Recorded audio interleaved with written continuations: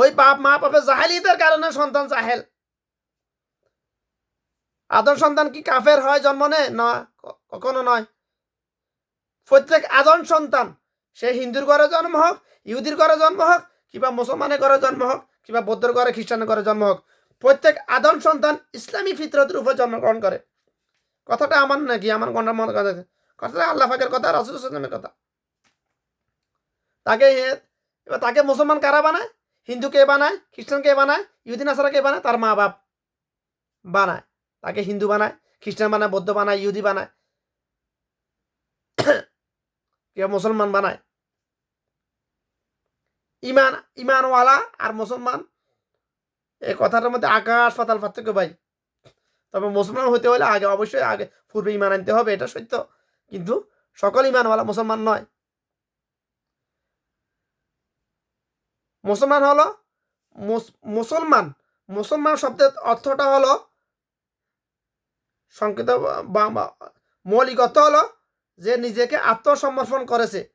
মুসলমান শব্দের অর্থ হলো, ইসলাম শব্দের অর্থ হলো আত্মসমর্পণ করা, আর মুসলমান শব্দের অর্থ হলো আত্মসমর্পণকারী। কোথায় আত্মসমর্পণ করবে? এই কিতাবের কাছে। যে আদম সন্তান নিজেকে পরিপূর্ণভাবে এই কিতাবের কাছে আত্মসমর্পণ করেছে, সেই হলো মুসলমান। এই কিতাবের কাছে আত্মসমর্পণ করেছে, এটার অর্থ হলো যে তার জীবন লাইফ স্টাইল, দুনিয়াবী জীবন এই কিতাবে যেভাবে বলেছে ওইভাবে পালন করবে, অতিবাহিত করবে, সে হলো মুসলমান। এবার এবার আপনি নিজেরটা নিজে জাস্টিফাই করে দেখুন, আপনি কি মুসলমান নাকি শুধু ইমানওয়ালা? আপনি কি মুসলমান নাকি গায়ের মুসলমান? তবে ইমান টিকিয়ে রাখতে হলে নামাজ আদায় করতে হবে আগে, নামাজ ছাড়া আদায় না করলে ইমান থাকবে না। যার নামাজ নাই, আউয়ালু মা ইউহাসাবু বিহিল আবিদু ইয়াউমাল কিয়ামাতিস সালাত। সালাত কিয়ামতের দিন সর্বপ্রথম নামাজের হিসাব নেওয়া হবে, সালাতের হিসাব নেওয়া হবে। যে এই সালাতের মধ্যে ফাঁস, তাকে আল্লাহ পাক অন্য সবগুলো তো অটো ফাঁস করে দিবেন ইনশাআল্লাহ। তার জন্য আল্লাহুম্মা হাসিবনি হিসাবা ইয়াসিরা, এই হাদিসটা তার জন্য প্রযোজ্য। যে সালাতের হিসাবের মধ্যে ফাঁস, যে সালাতে আটকে যাবে সে সব জায়গায় আটকে যাবে। তার জন্য এই হাদিসটার প্রযোজ্য হবে না। আল্লাহুম্মা হাসিবনি হিসাবা ইয়াসিরা, হে আমার মালিক, আমারও হাসরের দিন তুমি আমার জন্য হিসাব সহজ করে দিও, এটা তার জন্য প্রযোজ্য হবে না। আল্লাহ রাসূল সাল্লাল্লাহু আলাইহি ওয়াসাল্লাম এই দোয়াটা করতেন নিজে। তিনি যার আউয়াল আখের সব গুনাহ মাফ, তিনি যদি এই দোয়া করতেন তাহলে আমাদের কতবার, হাজারবার করা দরকার।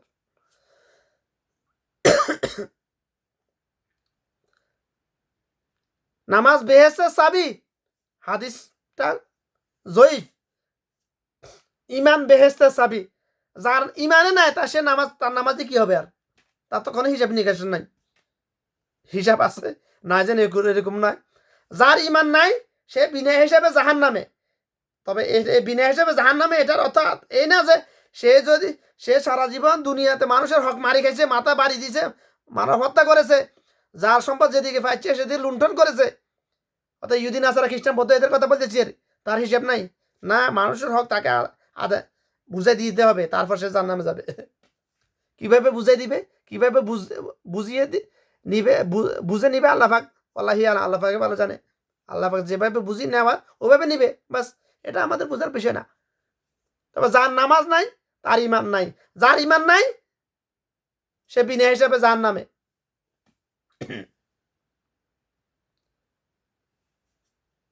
কেন এই হাদিসটা এখানে আসছে? আউয়ালু মা ইউহাসাবু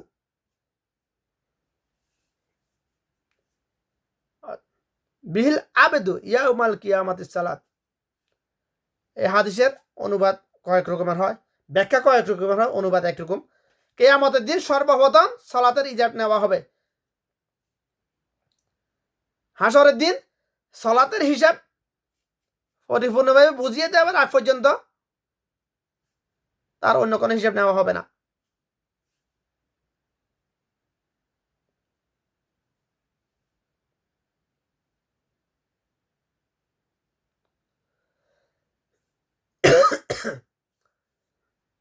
যে সালাতে ফাঁস হয়ে যাবে, অর্থাৎ কম্পালসারি আর কি, সালাত হলো কম্পালসারি, আর বাকি সবগুলো হলো অপশনাল। যে সলাতে ফাঁস, অপশনালগুলোতে অটো ফাঁস হয়ে যাবে। যেমন আমাদের পরীক্ষা নেওয়া হয় 100 মার্কের পরীক্ষা, 50 হলো রিটেন, 50 হলো নৈর্বদিক। রিটেনে যে 50-এ 40 পাইছে, নৈর্বদিকে সে যদি 0 পায় সে ফাঁস, সে ফেল নয়।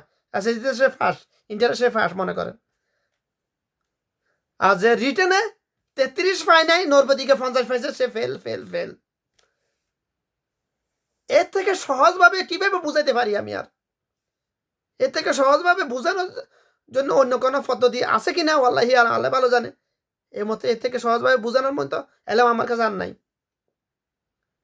আমি প্র্যাকটিক্যালি দুনিয়ার বাস্তবতা দিয়ে প্র্যাকটিক্যালি বুঝিয়ে দিয়েছি আমি। আপনি রিটেনে যদি 50-এর মধ্যে 40 পান, নৈর্বদিকে 0 পাইলেও আপনি ওই সাবজেক্টে ফার্স্ট। আর রিটেনে যদি আপনি 33 না পান মিনিমাম, আর ওই নৈর্বদিকে যদি 50 পান, আপনি ওই সাবজেক্টে ফেল। সেম একই অবস্থা। আউয়ালু মা ইউহাসাবু বিহিল আবিদু ইয়াউমাল কিয়ামাতিস সালাত। আপনি যদি হাসরের দিন যখন আল্লাহ ভাই সামনে দণ্ডায়মান হতে হবে হিসাব বুঝিয়ে দেওয়ার জন্য দুনিয়ার জীবনের, আপনি যদি সলাতের হিসাবের মধ্যে ফাঁস হয়ে যান, বাকি সবগুলো অটো ফাঁস করে দিবে আল্লাহ পাক ইনশাআল্লাহ।